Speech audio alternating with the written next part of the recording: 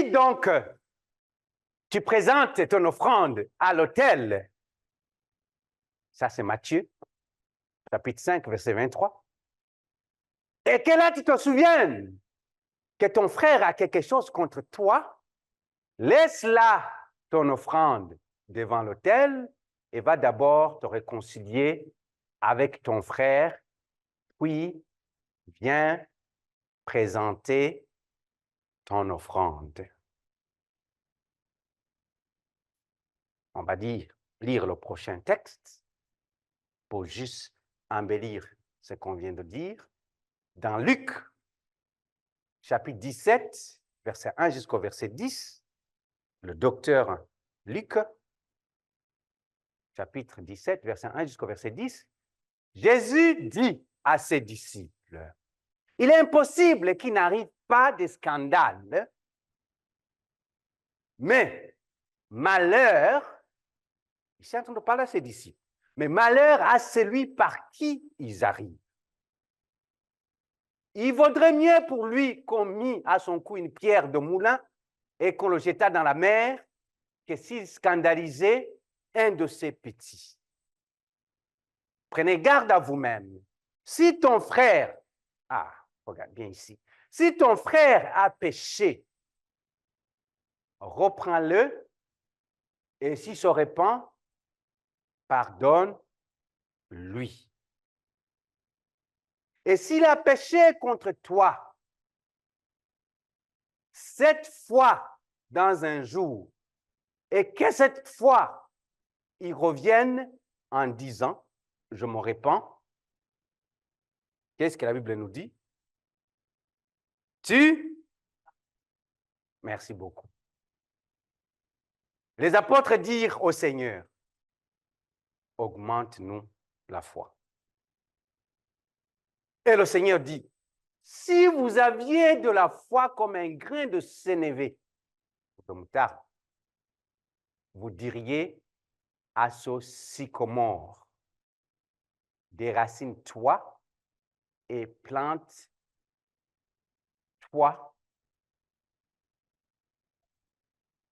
Souligne le mot déracine-toi.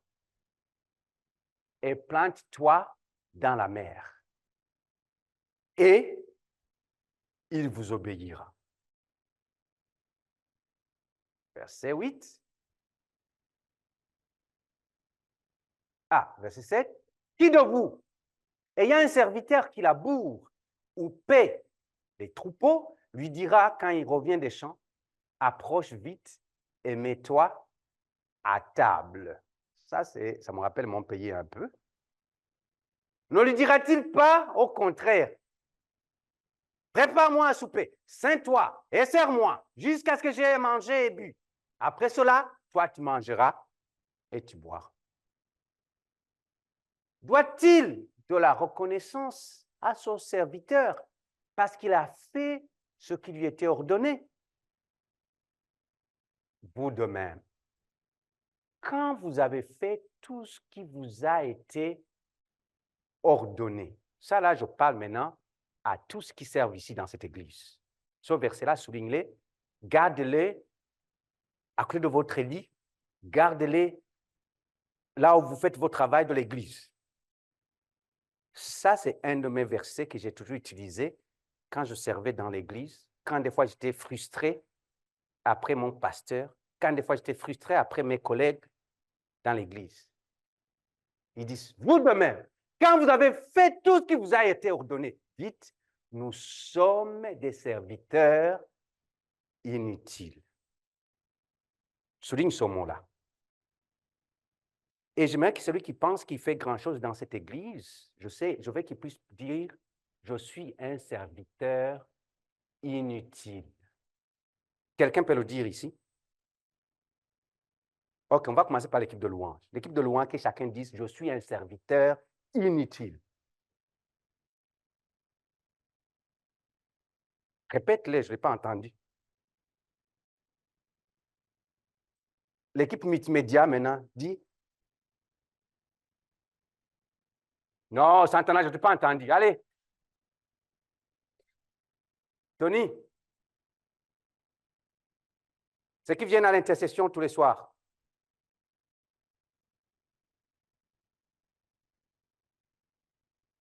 Merci beaucoup. Je suis un serviteur inutile. Moi, pasteur Didier, je suis un serviteur inutile. Si dans nos églises, pentecôtistes ou protestantes, ou je ne sais pas, baptistes, tout ce que vous voulez, méthodistes, luthériennes, tout ce que vous voulez, si on pouvait comprendre cela, on aurait moins de problèmes avec les serviteurs de Dieu.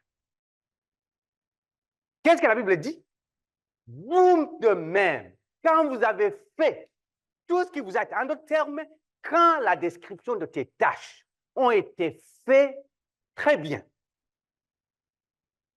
tu te dis, je suis un serviteur.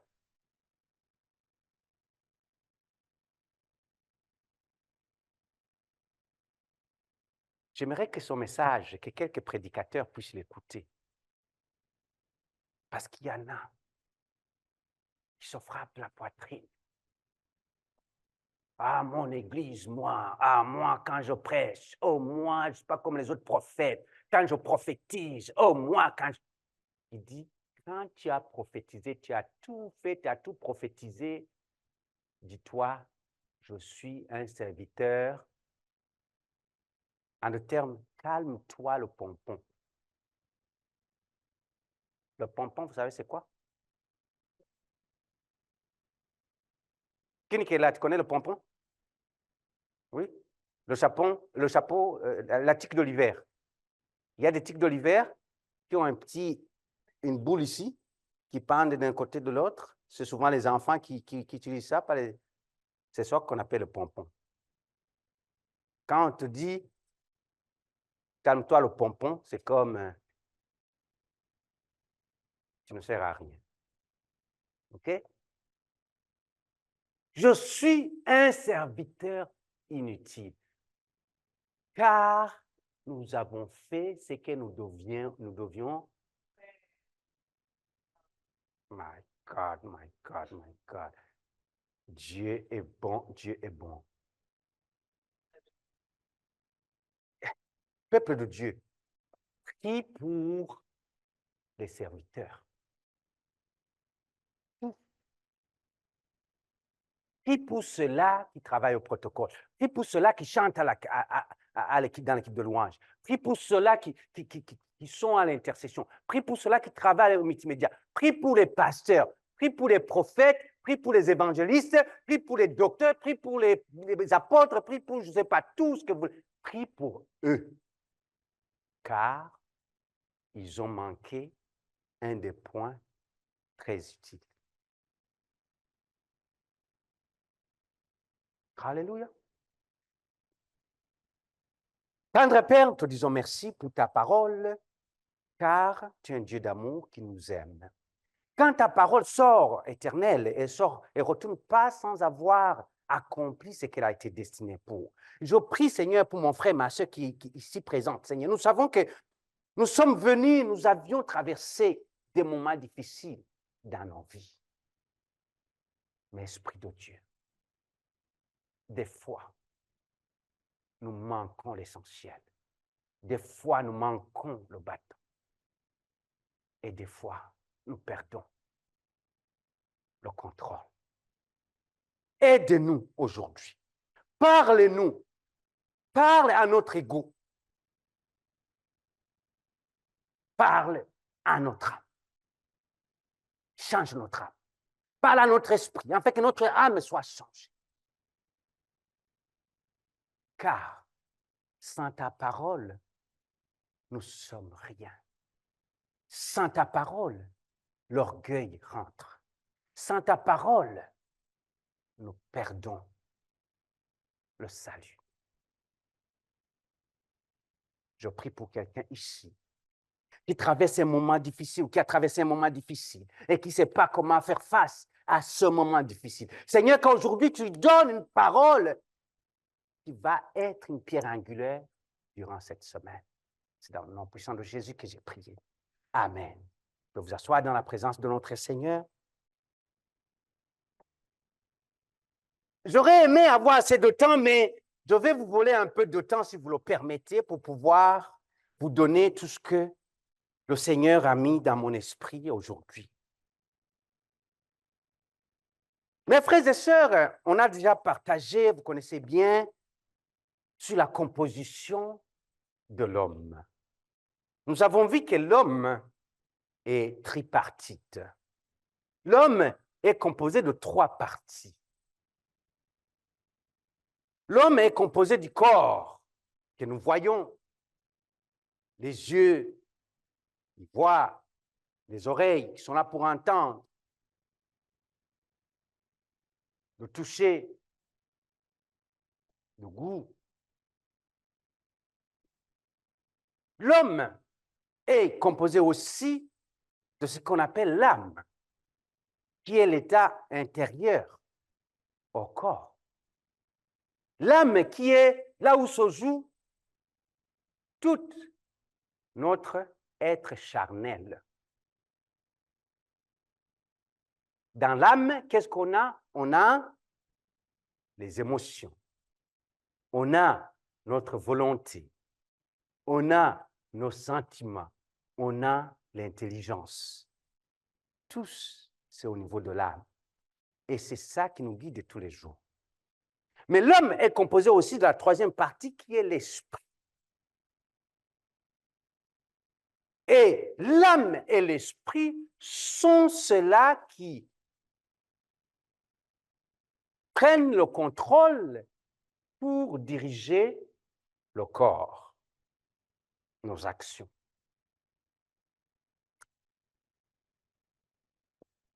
Alors, l'âme vique et dicte le corps.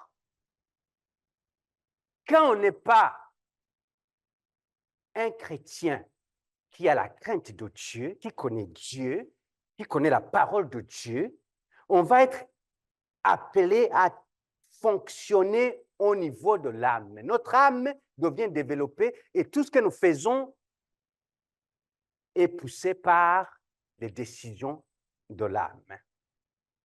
Est-ce que vous me suivez très bien? Quand on est un homme spirituel, quelqu'un qui a reçu le Seigneur Jésus-Christ comme son Seigneur et Sauveur, quelqu'un qui lit la parole, quelqu'un qui sait que ma relation avec Dieu doit être nourrie chaque jour. Le Saint-Esprit vient habiter à nous et notre esprit maintenant grandit et prend le contrôle et dirige nos actions. Alors on nous appelle des hommes à ce moment-là spirituels. Ici maintenant, Matthieu est en train de parler, et Luc sont en train de parler de quelque chose de très important. Quand on retourne dans le texte de Matthieu, il dit, si donc tu présentes ton offrande à l'autel et que là tu te souviennes que ton frère a quelque chose contre toi,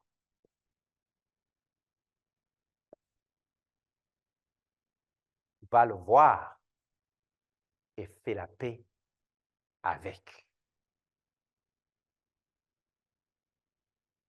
Dans Luc, il parle encore et il parle aux disciples. Les disciples étaient des hommes spirituels, comme toi et moi. Étaient des hommes spirituels. Mais il revient et dit, je sais que vous êtes des hommes spirituels, mais je sais qu'à ce moment, vous allez perdre le contrôle. Si ça vous arrive, qu'il y ait un scandale, en d'autres termes, si ça vous arrive, que votre homme spirituel, vous l'oubliez un peu et que vous êtes tiraillé un tout petit peu vers l'homme charnel qui fonctionne au niveau de l'âme, voilà qu'est-ce qu'il va falloir faire. Alléluia. Mon message d'aujourd'hui que vous écrivez, c'est « Sors de tes émotions. sors de tes émotions. Sors de tes émotions. Il est important, mes frères et sœurs, que vous entendiez avec, quand on est dans un groupe, prenez un exemple, l'équipe de louange. Quand ils sont en train de chanter, il y a celui qui joue au piano, il y a celui qui joue à la guitare, il y a celui qui joue à la batterie, mais celui qui joue au piano doit s'entendre avec celui qui joue à la batterie, doit s'entendre avec celle qui est en train de chanter. Et je suis béni parce que mon message a été prêché en partie par Chanel, qui, à un certain moment, il a dit, mais on va laisser le maestro nous donner les chants pour nous faire bouger. Donc, on doit s'entendre. Si dans un groupe, si dans une équipe, on n'est pas capable de s'entendre, il y a l'ambiance ou l'atmosphère qui change automatiquement. C'est facile. Des fois, je les regarde, ils sont ici, ils sont en train de chanter, et des fois, tu peux voir que, il a commencé sur une gamme qui n'était pas, ou soit l'autre a manqué de gamme, ou soit l'autre a commencé dans la voix qui n'est pas là. Et tu vas voir tout de suite que, OK, ils vont chercher juste essayer de s'ajuster un peu. Tu le vois. Et ce n'est pas mauvais. C'est bien. C'est normal. Mais ça signifie que l'ambiance vient de changer, l'atmosphère vient de changer parce que ce n'est pas la note, ce n'est pas la gamme sur laquelle on devait chanter. Et tout de suite, tu vas sentir que ce n'est pas en train de couler, le flow n'est pas là. Ils essayent de se réajuster afin que ça puisse bien couler. Donc, celui qui chante a besoin de celui qui joue au piano. Celui qui joue au piano a besoin de celui qui joue à la batterie. Celui qui joue à la batterie a besoin de celui qui chante pour s'assurer que le rythme et l'ambiance puissent être acceptables. En d'autres termes, que la note soit respectée.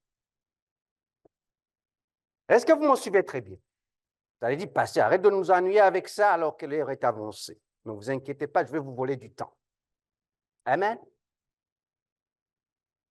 Quand il y a un problème contre votre frère, dit la Bible, il dit, laisse ton offrande à l'autel. En d'autres termes, il est en train de dire, je m'en fous de ton talent. Je m'en fous de ton talent. Laisse ton offrande à l'autel. Ton talent ne me dit rien. Ton talent ne m'impressionne pas aussi longtemps que tu n'as pas d'abord fait la première chose d'abord. Si vous avez une mauvaise attitude, mes frères et sœurs, ça c'est Dieu qui le dit. Il dit, si vous avez une mauvaise attitude, je ne veux pas de votre offrande. Tant que vous n'aurez pas établi votre connexion, que j'appellerai connexion bilatérale. Bilatérale, c'est-à-dire bi, c'est deux. Bilatérale. Quand on parle de connexion bilatérale dans l'Église, c'est cette connexion qu'on a qui est verticale avec Dieu, mais aussi qui est horizontale entre les frères et sœurs.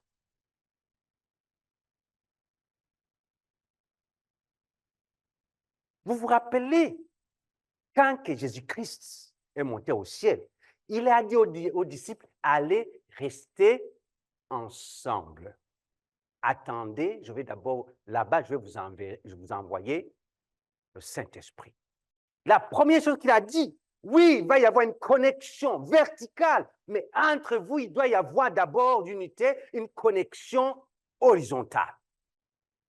Alors, il dit, aussi longtemps que tu ne règles pas ton problème de connexion horizontale, oublie cette connexion verticale. Dieu a dit, je ne vais plus entendre des choses, des trucs verticaux qui vont sortir de ta bouche. Vous savez, nous sommes des chrétiens qui aiment prier, qui savent prier. Mais des fois, nous manquons ce que Dieu nous demande de faire. Parce que nous prions trop, nous parlons trop à Dieu, nous nous occupons trop du vertical pendant que nous tuons l'horizontal. Mais Dieu est en train de dire, aussi longtemps que ta connexion bilatérale est bien faite, laisse tout là. N'essaie pas de m'impressionner. N'essaie pas de m'impressionner.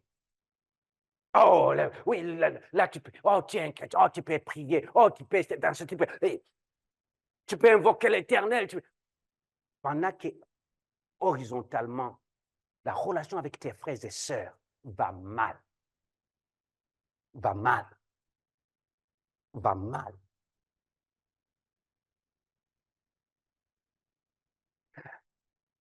C'est bien de dire que je suis chrétien, mais quand tu dis que tu es chrétien et que ceux qui sont à côté de toi, les frères et sœurs, ne voient pas la chrétienté, arrête de dire que tu es chrétien. C'est ça qu'il est en train de dire. Va régler d'abord ça. Va montrer que tu es chrétien. Qu'est-ce qu'un chrétien fait? Il le dit. Va, réconcilie-toi. Si ça te coûte que ton honneur, que je sais pas, soit abaissé, soit fais-le. Pour Dieu. Pour Dieu. Nous avons un problème avec le... Est-ce que je peux aller loin? Je peux aller en profondeur? Vous le permettez? Là, il est en train de parler à l'offensé. OK? Mais maintenant, à un certain moment, il va quitter maintenant l'offensé.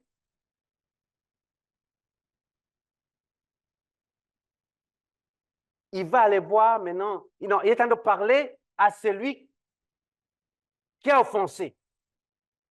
Après, maintenant, il va parler à celui qui a été offensé. Alléluia. Dans Luc.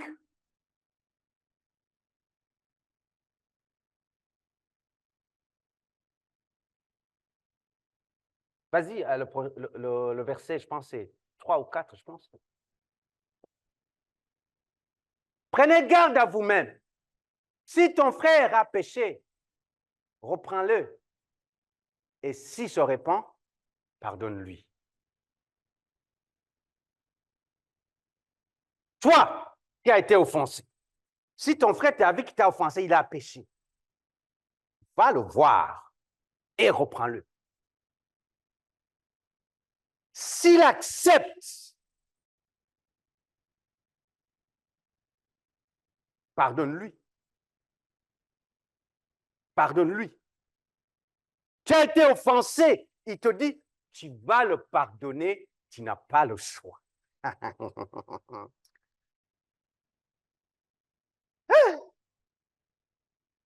Pouvons-nous être honnêtes ce matin, mes frères et sœurs? Vous savez, il est difficile de nos jours d'amener les gens dans l'Église à être honnêtes parce que notre réputation est en jeu. Notre réputation est en jeu. On ne veut pas être honnête, on veut masquer tout ce qui est nous-mêmes, tout ce qui fait que nous soyons des humains parce que nous ne voulons pas nous présenter comme des humains. Oui, essaie d'être superficiel dans l'Église. Tu peux être l'ami de tout le monde. Mais essaie de ne pas être superficiel et de dire les choses selon que la Bible le dit. Tu vas être l'ennemi de tout le monde. Oh, non, non, non, non, non, non. Non, je pense que vous oui, oui, oui, je sais que oui, vous pardonnez tout le monde. Je sais que oui, vous parlez mal de personne. Je sais, je sais. Vous êtes des chrétiens. Vous êtes nés de nouveau. Vous êtes nés de nouveau. Est-ce qu'il y a-t-il de vraies personnes ici dans la salle? Y a-t-il de vraies personnes ici dans la salle? Levez la main, c'est là qui peut dire que moi, j'ai déjà été offensé. Qui a déjà été offensé ici? Lève la main pour voir. Oui, merci beaucoup, merci beaucoup, merci beaucoup. Merci, ça montre que vous êtes des humains. Ça montre que vous avez été blessés. Ça montre que vous avez subi des attaques. Ça montre que quelqu'un a fait quelque chose et vous avez dû faire face à cette chose. Vous êtes des humains. Alléluia. Mais souvent, nous ne voulons pas accepter que quelqu'un nous a offensés. Nous ne voulons pas l'accepter extérieurement. Nous voulons l'accepter intérieurement. Qu'est-ce que ça signifie? Ça signifie qu'en nous, il y a un esprit de vengeance qui se cache, que l'autre ne peut pas voir. Mais la Bible est en train de nous pousser et dire, non, non, non, non, non, non, tu ne peux pas vivre comme ça, parce que si quelqu'un t'a offensé, va le voir. Réconcilie-toi avec, parle-lui. Ah, pardonne-nous, Seigneur. Vous savez, j'ai été offensé plusieurs fois. Plusieurs fois. Et quand je suis offensé, j'ai tendance à répondre quelque chose, mais à moi, je dois lutter intérieurement en moi-même pour me taire parce que je pense à plein de bonnes choses que je vais répondre. Et je ne veux pas le répondre, je ne veux pas le dire. Alors, et même des fois, quand je réponds, des fois, je dois essayer de modifier, d'éditer ma réponse parce que ma réponse risque de... Avez-vous déjà écouté un film ou écouté une discussion dans la télé? Je vois ça des fois dans les comédies où pendant quelqu'un, la personne est en train de parler, vous entendez des pip, pip, pip. Avez-vous déjà entendu ça? Oui, pip. Oui, j'ai été défoncé des fois, et quand des fois je vais ouvrir la bouche, j'ai envie d'avoir le pianiste qui soit là pour faire un bip pendant que je vais répondre. Oh oui, oui, oh non, pas vous, non, non, vous, non, non, vous n'avez pas, ok, non, je sais que vous aviez envie de dire, oh, je t'aime, oh, tu es gentil, oh, mais regarde comment tu es. Des fois, j'étais français, j'avais envie de dire le bon mot, et que dans ma tête, il y avait des bip, bip qui sonnaient à chaque fois. J'étais offensé à mon travail, j'étais offensé par mon patron à un certain moment que j'étais là, quand je le regardais, dans ma tête, c'était des bip, bip, bip, bip, bip, bip, bip, bip. Parce que chaque mot qui allait sortir, ça allait être un mot. Aide-moi, Saint-Esprit. Alléluia. Quelqu'un a été déjà offensé. Au point où tu es là, tu sens la fumée sortir de tes oreilles. Alléluia. Si tu es comme ça, c'est-à-dire que tu es un humain, un chrétien qui a été créé par Dieu. Si tu n'es pas comme ça, c'est-à-dire que tu es un vrai. J'ajoute pas le mot. Si je dois dire ce que je pense quand je suis offensé, des fois, il y a certains d'entre nous ici, vous ne serez plus mes amis.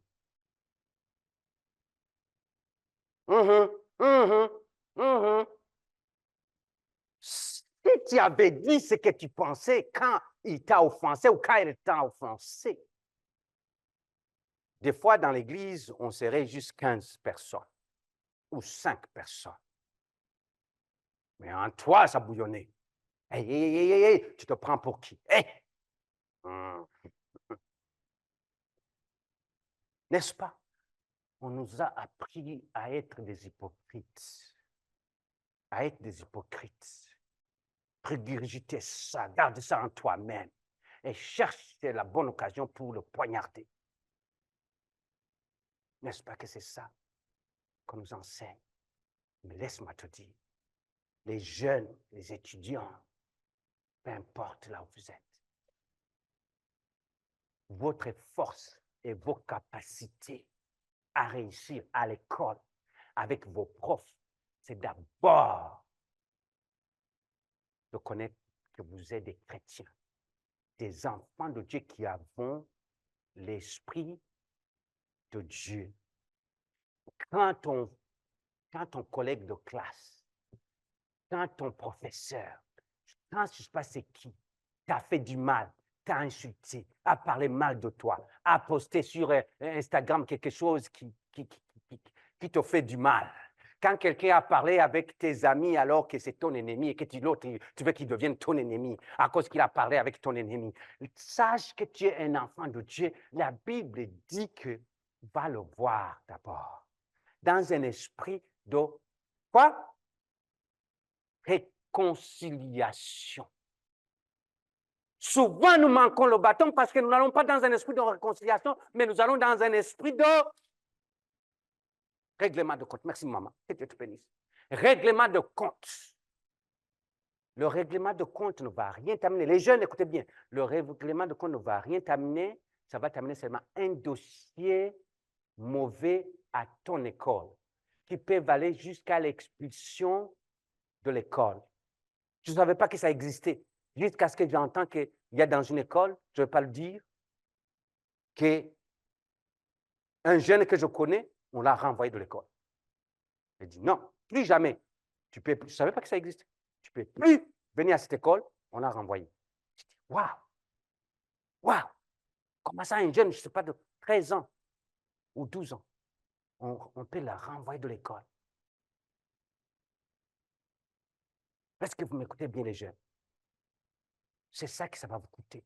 Ça va vous coûter des dossiers à la police. Les parents, permettez-moi de parler un peu aux jeunes aujourd'hui, un tout petit peu, quelques minutes. Parce que chaque dossier que tu as à ton école va te poursuivre quand tu auras 18 ans, 20 ans, 21 ans. Et voilà, quand il va t'arriver un scandale à 22 ans, toi, tu n'étais pas là, tu ne sais pas, ils vont se dérouler quelqu'un qui est connu dans le milieu des policiers. Pourquoi? Parce que la police a déjà intervenu à ton école et tu faisais partie de cela. Tu avais déjà un dossier. Un dossier.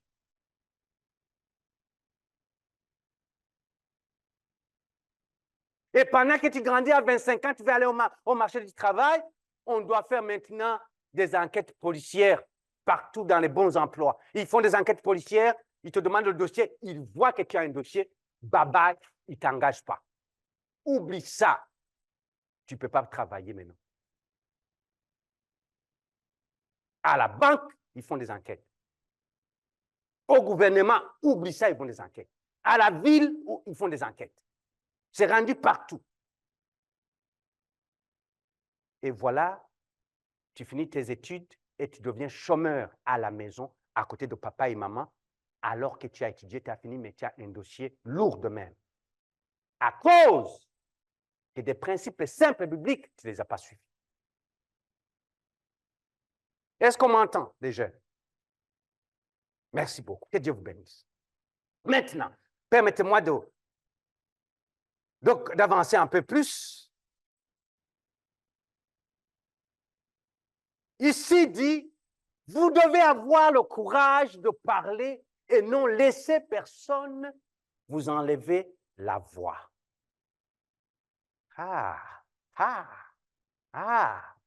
Ne laissez personne vous parler au point de vous enlever la voix. Car, écoutez-moi bien, ce n'est pas parce que vous me parlez plus que vous allez changer mon avis. Il dit, va voir la personne. Va voir la personne. Avez-vous déjà eu des personnes? Quand vous ne vous entendez pas du tout, il y a un problème. À cause qu'ils ont la grande gueule, ils vont vous parler, ils ne vous laissent pas placer le mot. Et que j'ai fait ça, oui. Tu es fâché parce que j'ai fait ça, oui, mais pourquoi j'ai fait ça? Mais là, il commence à parler, tu es là, tu dis, mais quand est-ce que tu vas arrêter pour que je te parle? Et des fois, tu quittes la place sans avoir parlé parce que la personne ne t'a pas laissé placer même un seul mot. Tu t'en vas. Mais ça ne signifie pas que je m'en vais, que j'ai perdu mon avis. Car mon avis compte. Hey. Tu m'as parlé, tu t'es vidé le cœur. Et tu penses que tu m'as convaincu, mais tu ne m'as pas convaincu parce que tu ne m'as pas laissé donner mon avis aussi. Ça, c'est le plus gros problème de communication. Et dans l'enseignement des futurs couples, une des choses que je fais et où je prends beaucoup de temps, c'est sur la communication. Quand la communication n'est plus là, les problèmes commencent. Quand tu es un chrétien, que tu sais que tu dois aller te reconcilier avec quelqu'un d'autre et que tu vas là-bas pour parler, Tu pars. Regarde, ton grand-père avait fait ça, ta grand-mère, ta mère a fait ça, ton père a fait ça, ton cousin a fait ça, ta tante a fait ça.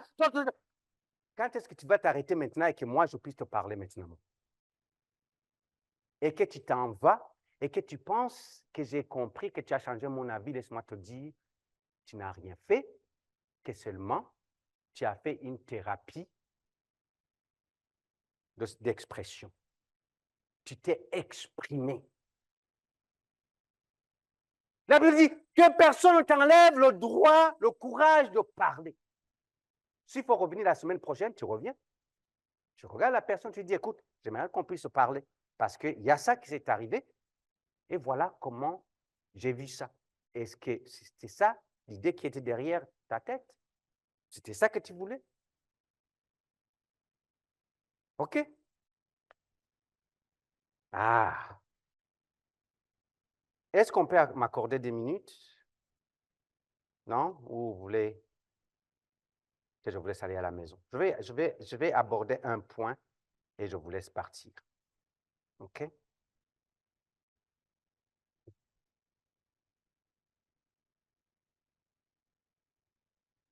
Prenez garde à vous-même, si ton frère a péché, reprends-le, et s'il se répand, pardonne-lui. Verset qui suit. Et s'il a péché contre toi 7 fois dans un jour, et que cette fois, il revienne à toi, disant, je me répands, tu lui pardonneras. Tu lui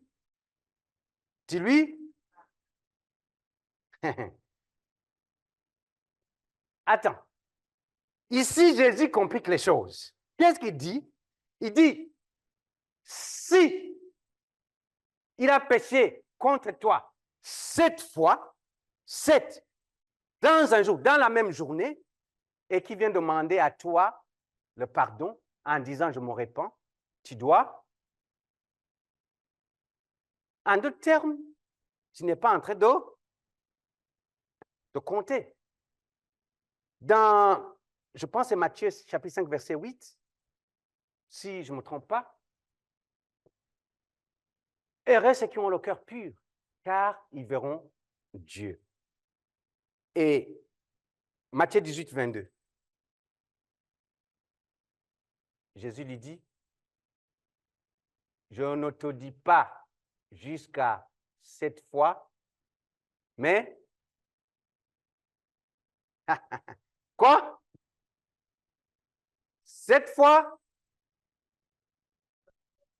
Au Québec, vous allez avoir des problèmes à lire ça parce que 70, ce n'est pas un mot qu'on utilise au Québec. On dit 70. 7 fois, 70 fois 7. En d'autres termes, combien? 490. Si tu es capable de compter, je suis capable de t'énerver et 490 fois, je viens te dire, je me répands. Ah! Ah! Il y a certains ici, disent un petit rien du tout, je touche un point sensible de toi et tu es prêt à me sacrifier. Tu es prêt à me mettre à la croix. Qu'est-ce que tu vas faire quand je vais arriver à la 400e fois? Où est-ce que tu vas trouver tous ces croix-là pour me mettre dessus? Il va falloir enlever tous les arbres de la forêt de Gatineau pour pouvoir me sacrifier dessus. Il dit 7 fois 70 fois que tu dois me pardonner. Bon, suivez-moi très bien ici, je vais amener une notion qu'après je vais vous laisser peut-être partir. Quand il a dit ça dans Luc, regarde les mots qui ont suivi maintenant. Dans Luc, retourne dans Luc. Il est impossible qu'il n'arrive pas de scandale, mais malheur. Et s'il a péché 7 fois dans un jour, et cette fois il revient à toi, disant je me répands, tu lui pardonneras. Qu'est-ce qui a suivi? Qu'est-ce qui a suivi? Ici, il y en a qui ont besoin de dire, augmente-moi la foi, Seigneur. Augmente notre foi. Et je me suis dit, qu'est-ce que la foi a à voir avec le pardon? Les disciples voyaient que la foi et le pardon étaient liés, mes frères et sœurs.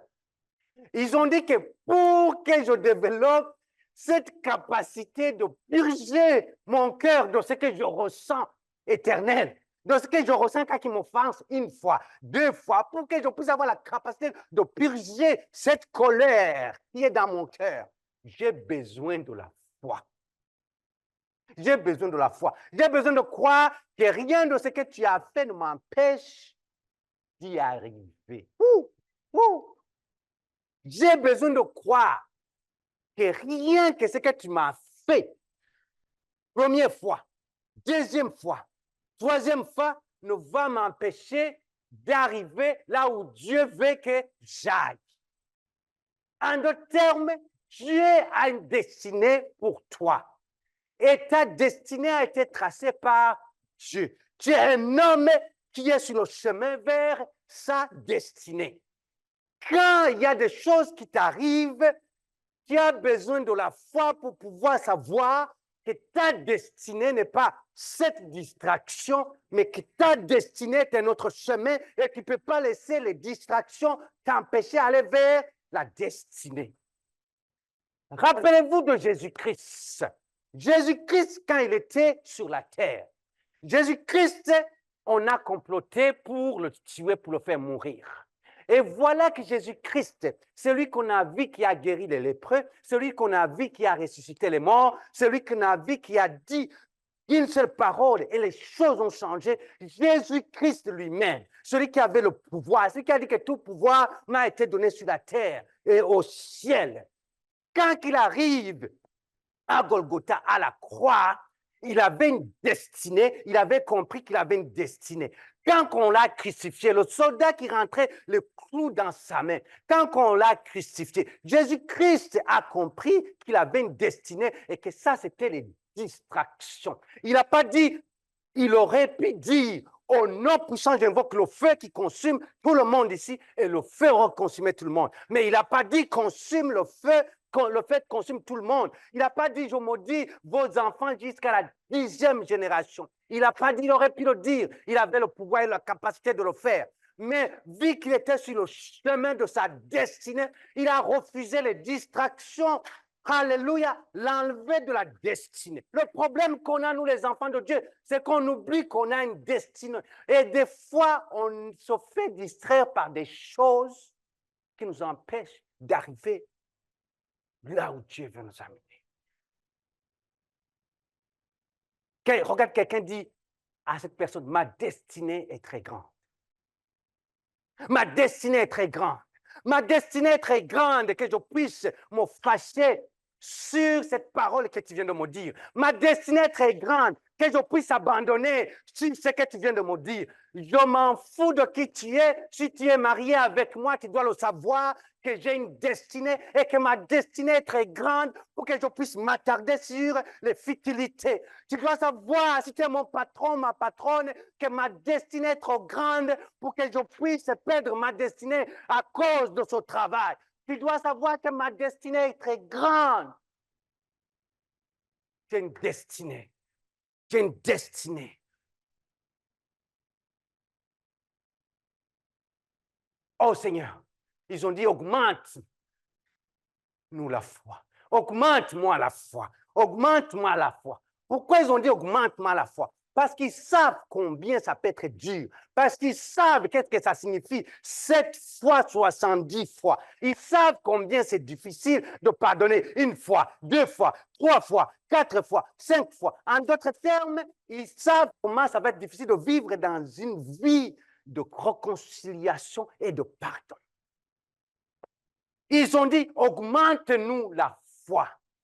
Car la foi que nous avons n'est pas dans la foi de ces choses qui sont autour de nous.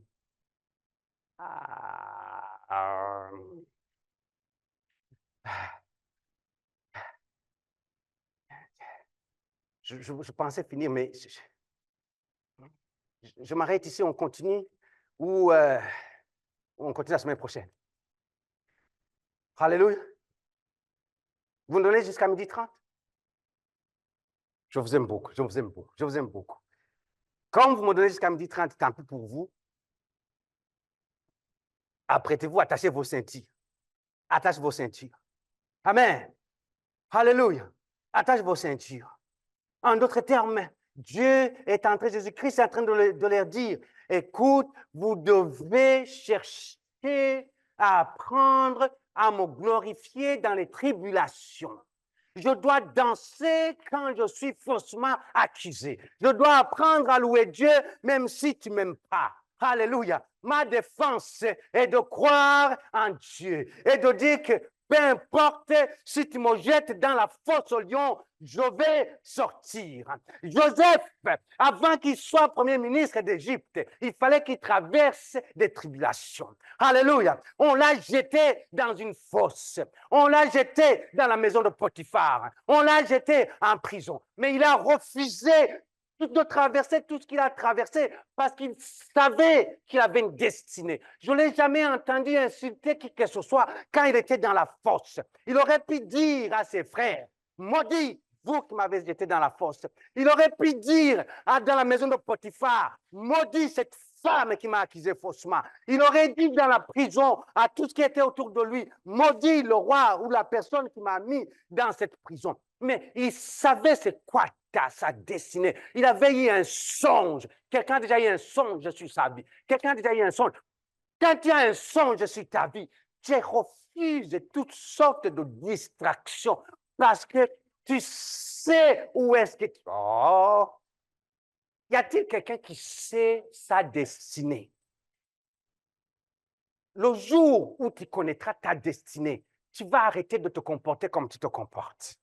Tu vas arrêter de faire ce que tu fais parce que tu sais où est-ce que tu vas. J'ai ma destinée. Mes frères, du même sang, avec le même papa, vous m'abandonnez, vous me jetez dans la fosse à cause juste d'un habit. Pas de problème. Je vais sortir de là. Et pendant que je sors, je pense que je viens de trouver grâce dans une belle place qui va assurer ma vie. Et voilà que là où je suis, on m'accuse faussement. Je n'ai rien fait. Mais je connais ma destinée. As-tu déjà cherché à poursuivre ta destinée dans la douleur? Qui connaît ta destinée? Dieu va te laisser traverser la douleur. Oh my God, vous m'avez provoqué. Le jour où tu vas traverser la douleur, c'est le jour où tu vas comprendre ta destinée. Non, je ne parle pas de la douleur parce que les autres, ils ont donné une bouteille de l'eau alors que les autres, ils ont bu du jus. Ce n'est pas cette douleur-là que je parle. Ce n'est pas cette douleur-là que je parle. Non, je ne parle pas de la douleur parce que je ne sais pas. Non, non, non, non, non, non. Je parle de la douleur où tes propres frères et sœurs de sang. Je parle de la douleur là où le système qui était supposé te sauver te lâche. Je parle de la douleur là où la personne avec qui vous avez été devant Dieu a dit jusqu'à ce que la mort nous sépare. Commence. Tu as envie de dire, Seigneur, prends-moi. Y a-t-il quelqu'un qui a déjà eu la douleur en ce moment, tu as envie de dire, Seigneur, prends-moi. Des fois, je suis offensé, des fois, je dis, Seigneur, reviens vite, reviens vite, reviens vite. Et ça, c'est le monde, ils sont habitués avec moi au travail. Quand ils me donnent trop de choses, et tout d'un coup, je dis, Seigneur, reviens vite. Et ils m'écoutent, ils disent, qu'est-ce que tu es en train de dire? Parce que il y a une douleur que tu vas avoir, où tu vas même faire une prière à l'envers, parce que tu ne te rappelles même plus par où commencer.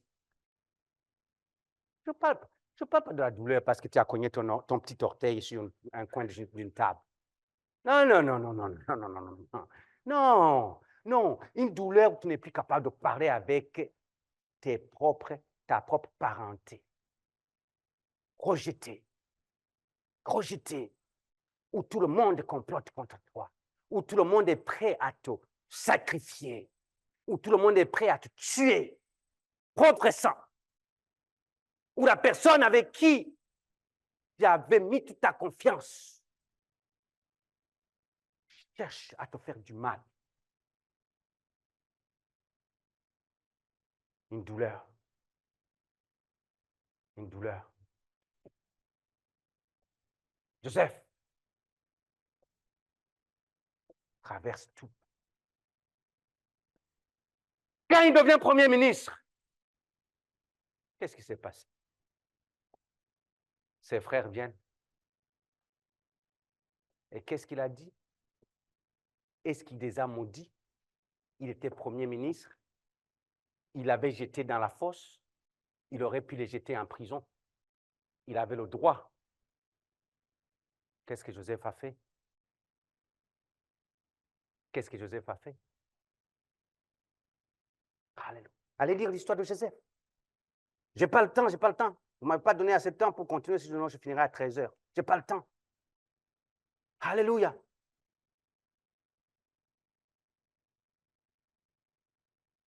Y a-t-il quelqu'un ici qui a déjà vécu quelque chose, où vous avez traversé une situation quelconque, où vous avez vu l'enfer se déchaîner et vous avez pensé que vous n'y arriverez pas. Et vous voilà, vous êtes encore là. Y a-t-il quelqu'un qui a déjà vécu ça? Dis merci Seigneur. Lance les mains, allez, dis merci Seigneur. Merci Seigneur.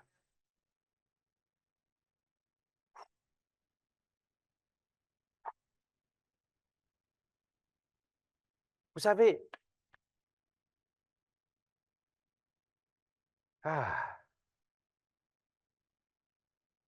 non, je vais finir. Je reviendrai une autre fois. Une autre fois. Mais je vais finir parce que ce que je ressens dans mon esprit, c'est plus que le temps qu'on a ici dans cette salle.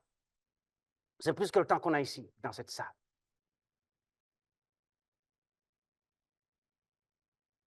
Quand Jésus a dit dans le verset qu'on a vu tantôt,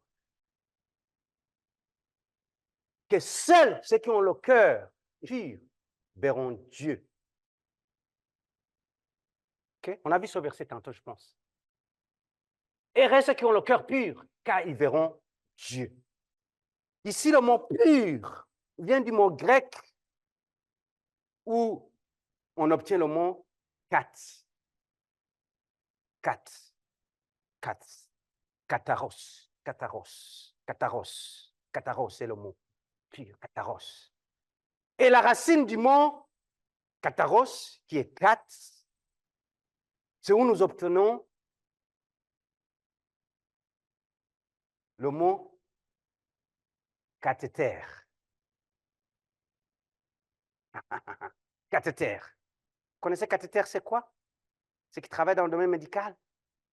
Cathéter, c'est quand on te met quelque chose qui va permettre de te transfuser ou de te donner les médicaments, de te donner je ne sais pas quoi. OK?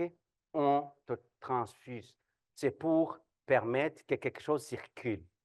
Suivez-moi très bien. Vous me donnez 2 minutes? Suivez-moi très bien ici.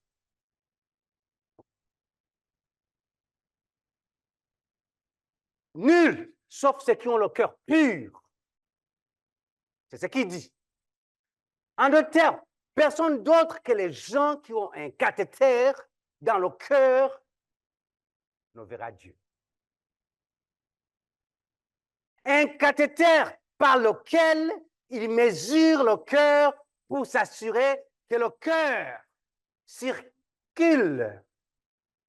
Il y a du sang qui circule correctement et qu'il n'y a pas de blocage. Un cathéter, mes frères et sœurs, je ne vais pas vous parler des autres utilisations. OK? C'est comme, Dieu dit, je veux que ton cœur soit ouvert à un flux. Le flux, le flow. Je veux que ton cœur soit ouvert à un flow. Et je ne veux pas que vous permettiez à des blocages de pénétrer ce flot dans ton cœur. Car si vous permettez à un blocage de pénétrer dans votre cœur, avez-vous déjà entendu des gens qui ont des caillots de sang? les cailloux de sang bloquent la circulation. En d'autres termes, quand on dit, je ne veux pas qu'il y ait un blocage qui empêche le flot dans votre cœur, car cela vous empêchera de voir Dieu. Seuls ceux qui ont le cœur pur. Si ce n'est pas une motivation suffisante, mes frères et sœurs, pour vous faire sortir de là, je ne sais pas ce que je vais faire. Je ne comprends pas exactement tous les rôles du cathéter. C'est ça, du cathéter. Mais, quand il dit ceux qui ont le cœur pur iront au ciel, je suis sûr qu'il veut dire que vous ne pourrez pas voir Dieu dans votre situation si votre cœur est bloqué par le manque de pardon.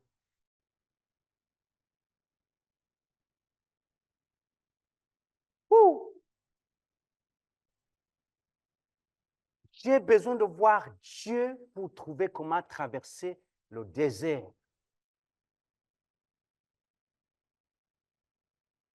Afin que je puisse bouger, avancer avec lui. Notre Dieu, c'est un Dieu qui aime les choses qui ont un flot, qui bouge, qui bouge. Notre Dieu est un Dieu qui bouge, bouge. Un des problèmes que nous avons avec Dieu, nous les humains, c'est parce qu'à un certain moment, Dieu veut que nous puissions bouger, mais nous sommes là, nous nous arrêtons quelque part.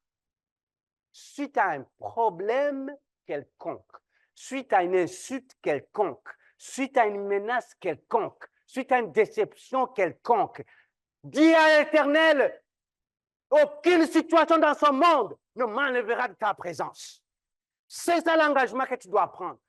Les gens, ils vont t'insulter. Les gens, ils vont te faire du mal. Mais la Bible dit que tu les pardonnes. Tu les pardonnes. Pas parce que tu veux, pas parce que tu n'es pas fâché, pas parce que tu n'es pas blessé, tu es blessé, mais à cause que tu sais ta destinée. Ta destinée. Laisse-les faire. Laisse-les faire. Je n'ai pas le temps. J'aurais aimé vous parler un peu quand on dit augmente-nous la foi. Quand il a dit augmente-nous la foi, non, je vais vous voler une minute. Quand il a dit augmente-nous la foi, qu'est-ce que Jésus a dit? Qu'est-ce que Jésus a dit? Retourne là, dans Luc. Et le Seigneur dit, si vous aviez la foi comme un grain de sénévé, vous direz à ce sycomore, déracine-toi et plante-toi dans la mer, et il vous obéira. Restez ici, reste ici. Je n'avais jamais compris c'est quoi exactement qu'il veut dire ici. Je me suis mis à faire une recherche sur le sycomore pour comprendre pourquoi Jésus amène le sycomore. Alors, j'ai compris que le sycomore, c'est un arbre qui n'a pas qui n'a pas des racines qui sont très profondes. C'est un gros arbre. Mais les racines sont à peu près 60 cm, à peu près comme ça. Normalement, les gros arbres, ils vont avoir des racines qui peuvent faire, il y en a des fois, c'est 20-30 mètres. Les gros arbres. Le sycomore, 60 cm. Et j'ai dit, Seigneur, comment le sycomore parvient à être aussi solide avec des racines comme ça? Et pourquoi tu utilises le sycomore ici? La force du sycomore ne se trouve pas dans le tronc. La force du sycomore se retrouve dans les racines. Ces racines sont pas longues, ces racines sont costauds et ces racines sont entremêlées entre eux. Parce que les autres racines normales des arbres, ils vont dans différentes directions. Le sycomore, les racines sont entremêlées entre eux. C'est ça qui fait sa forteresse. Laisse-moi te dire, quand tu es en train de combattre pour ta vie, quand tu es en train de combattre pour ta famille, quand tu es en train de te battre, tu ne te bats pas avec ce que tu vois. Le tronc que tu vois n'est pas ça le gros problème. Il a dit que si vous avez une foi aussi petite comme un grain de sénévé, tu vas dire à ces racines qui sont cachées que tu ne vois pas, Ces racines qui sont fortes, que tu ne vois pas. Tu vas leur dire, racines, vous allez maintenant vous enlever de là et ils vont s'enlever de là. En d'autres termes, quand tu as une foi, peu importe la grandeur de ta foi, tu as le droit de prendre les principautés cachées de ta famille, de ta vie, de ton travail, de ta santé. Tu as le droit de déclarer sur l'invisible, alléluia, peu importe les principautés cachées, tu le jettes dans la mer. Et les racines que tout le monde a peur, dont ils respectent du sycomore, juste avec une petite foi, tu es capable de changer sa nature. Levez-vous. Quel est le sycomore de ta vie? Quelle est cette forteresse qui est cachée? Tu sais qu'est-ce qui t'a empêché de l'enlever dans ta vie? Tes émotions. Tes émotions. Jésus-Christ, quand il était à la croix de Golgotha, il n'a pas laissé ses émotions prendre le contrôle. Il a vu la destinée. Il a suivi la destinée. Joseph, on l'a jeté en prison. On l'a sorti de la prison. Il n'a pas laissé les émotions prendre la place. Il aurait emprisonné ses frères. Mais il connaissait sa destinée. Tes émotions vont t'empêcher d'aller là où Dieu veut que tu sois dans ta vie. Quel est ce sycomore? Quel est ce sycomore? C'est un d'entre vous. C'est dans vos familles.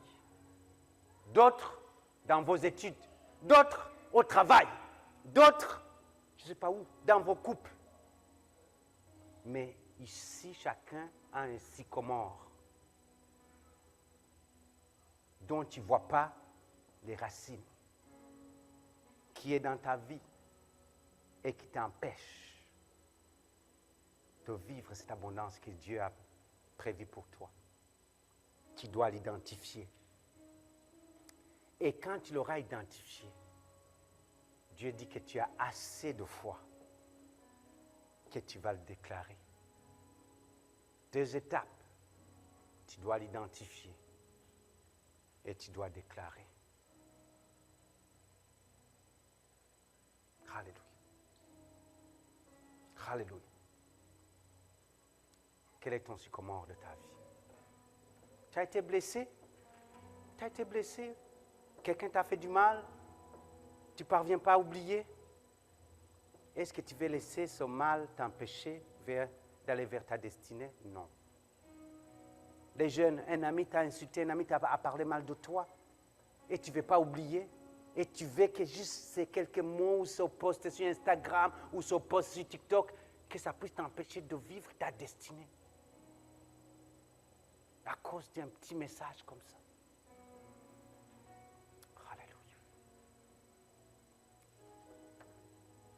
Je veux que là où tu es maintenant, tout le monde, tu vas faire une prière sincère. Tu vas dire, j'ai une foi ferme que toutes les situations que j'ai traversées, tous les sycomores qui sont devant moi,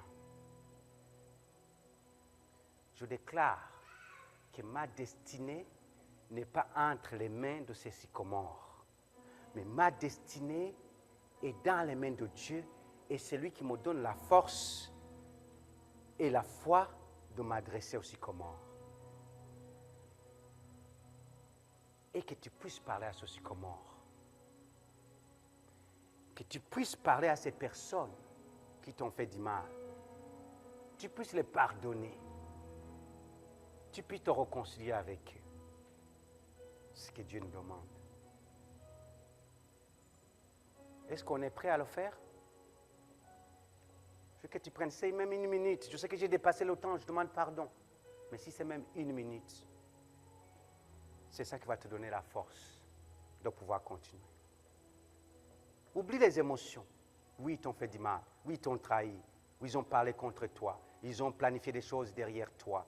Ils ont tout fait ils ont essayé de t'écraser. Ils ont essayé de t'abaisser. Ils ont essayé de te mettre dehors dans cet emploi. Ils ont essayé de t'enlever dans ce groupe d'amis. Ils ont tout essayé. Oui, oui, oui. Mais tu connais qui tu es. Ta vie n'est pas entre les mains de ces personnes. Tu vaux plus devant Dieu que devant ces personnes. Tendre Père, nous voici, nous sommes ici dans ta présence. Tu es au milieu de nous, tu nous le dis, Seigneur. Père, je viens ici prier pour toute personne qui est ici, qui a été offensée par une situation quelconque. Seigneur, qui les a empêchés de dormir, qui les a empêchés de... Seigneur, il y en a qui ont vécu des situations qui les ont même enlevés sur le droit chemin qui les amène vers leur destinée. Ils ont été dans la distraction. Éternel Dieu, que tu puisses leur pardonner, Seigneur. Donne-les la foi. Donne-les, Seigneur, la foi nécessaire de pouvoir identifier ces problèmes et de pouvoir déclarer à ces problèmes de s'enlever sur leur chemin. Éternel Dieu, je prie pour quelqu'un qui est ici, qui ne parvient pas à pardonner d'une situation quelconque. Je sais que c'est dur, c'est difficile. Quand quelqu'un en qui tu as mis une confiance, quand quelqu'une en qui tu as mis une confiance, quand un parent, quand un enfant, quand un ami,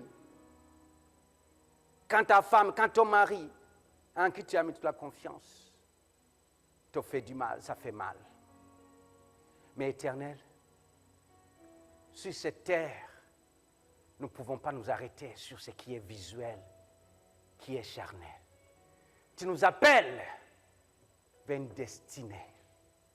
Je prie, Seigneur, que tu donnes la force à toute personne ici présente qui avait manqué la paix, qui avait manqué la joie. Seigneur, qui avait été affecté dans sa foi par une situation quelconque.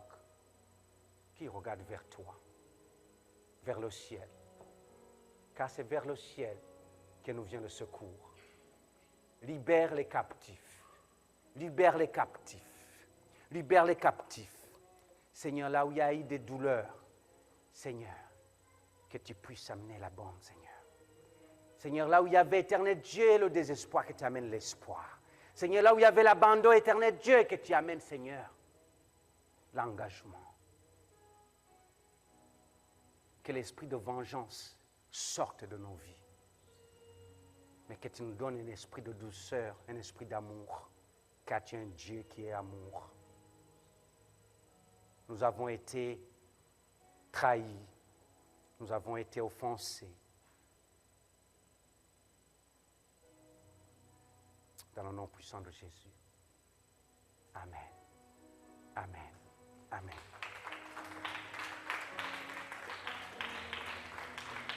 Alléluia. Juste pour la prière, la bénédiction finale. Tendre Père, je te rends grâce pour tes enfants que nous sommes. Dans ces lieux, tu nous as parlé. Nous t'avons loué, nous t'avons adoré. Nous t'avons adressé nos prières.